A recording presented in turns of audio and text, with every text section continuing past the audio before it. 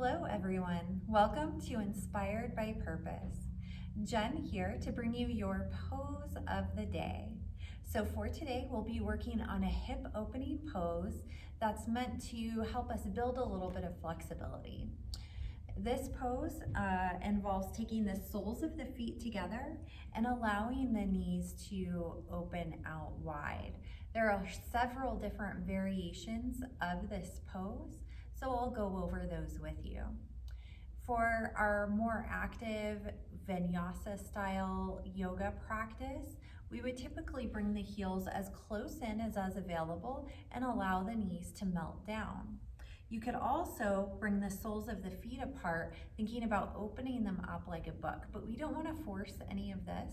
You might find that your knees are lifted, and if so, you could choose to support yourself. If you have yoga blocks, you could use those at any height under your knees. If you don't have yoga blocks, get creative with whatever you have. You can use books or folded blankets, pillows, whatever you have at home.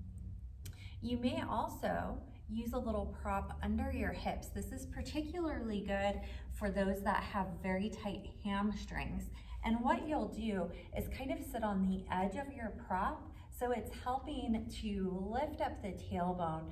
So it's taking the pelvis into a more neutral position. It tends to help us sit up a little bit taller, and it might help you find a little bit more ease around the hips.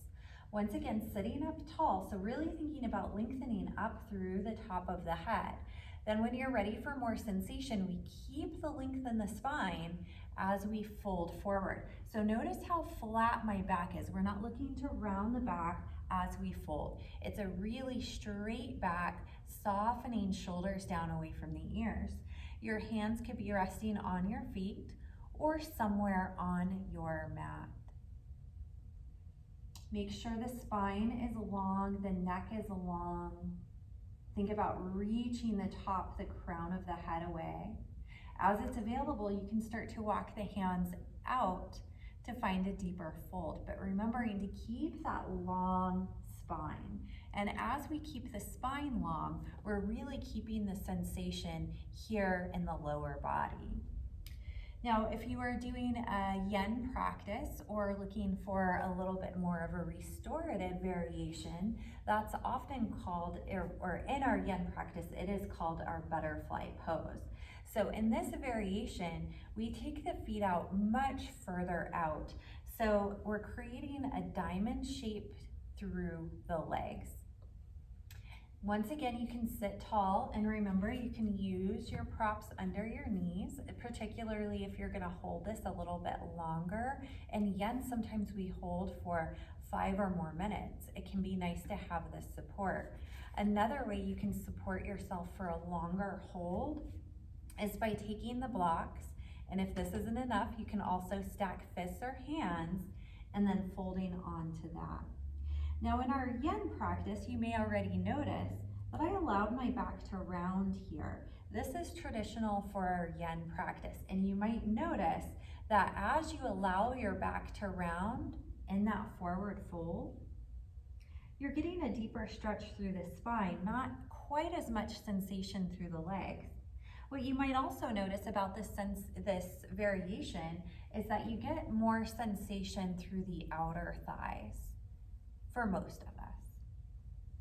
You might think about, if you are not using blocks, thinking about allowing the head to one day come all the way down to the feet. And it's not important that the head makes it there today or any day, but when we create this image, this visualization in our head, it helps us create that outline, that rounded shape in our bodies.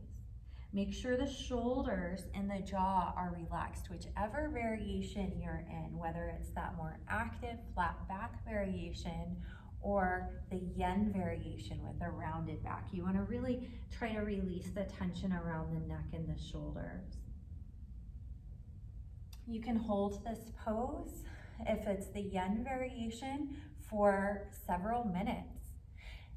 Otherwise, take about 5 or so breaths, see how you feel, and then you can come out or hold a little bit longer if you have it in you. I hope you enjoyed. If you have any questions, please let us know. Thank you.